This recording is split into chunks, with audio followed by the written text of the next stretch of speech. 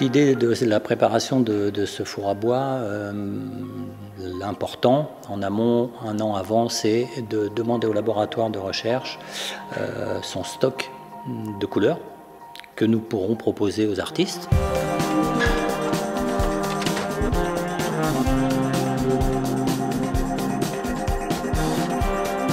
On est le centre en fait de la recherche appliquée, donc on est là pour en mettre en place toutes les couleurs, assurer les stocks, les demandes.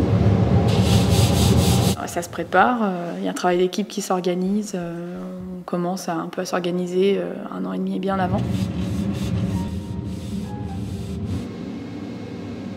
On remet en place le stock de certaines couleurs, on fait la mise au point, on met en place aussi qui va faire.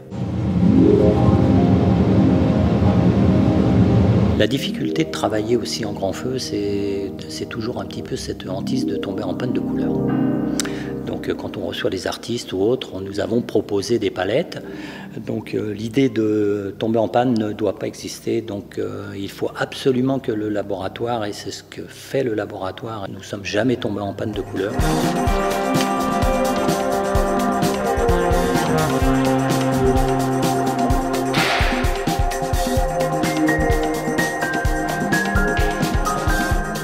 Le four à bois fait que c'est un événement qui fait qu'on refait des stocks sur une palette que on n'utilise peut-être pas au quotidien, ce qui est important, parce qu'il y a des couleurs que peut-être qu'on va rechercher dans des agendas qui sont trop vieilles et qu'on n'a pas refait depuis peut-être un siècle. C'est possible, hein, on a des couleurs qui ont plus d'1 siècle en réserve, qui n'ont pas été refaites.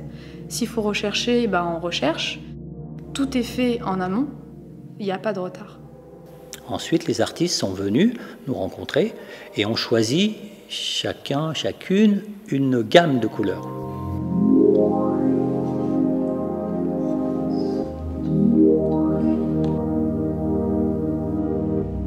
Le rendu ne se verra qu'à la cuisson.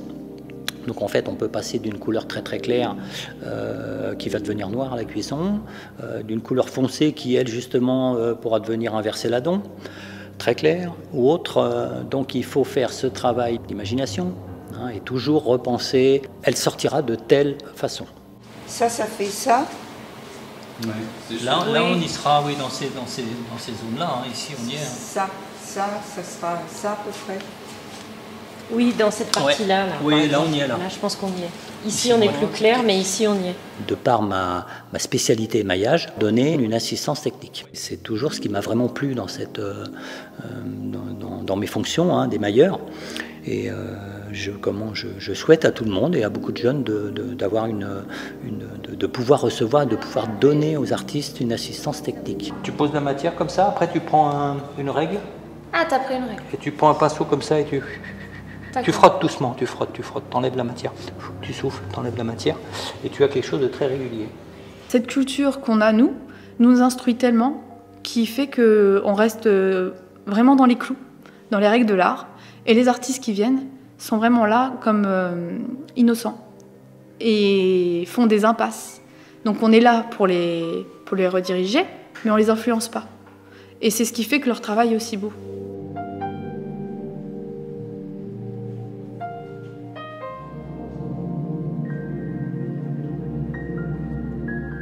On doit toujours rester à l'écoute des artistes et c'est un conseil que je donnerais à tous les jeunes, de ne pas trop pénétrer, d'essayer de pénétrer l'univers des artistes, mais sans y apporter son avis. C'est-à-dire laisser venir tout ça et surtout ne pas dire que ce bleu-là n'irait pas ou ce jaune-là n'irait pas. Laisser venir les choses et conseiller surtout la technique.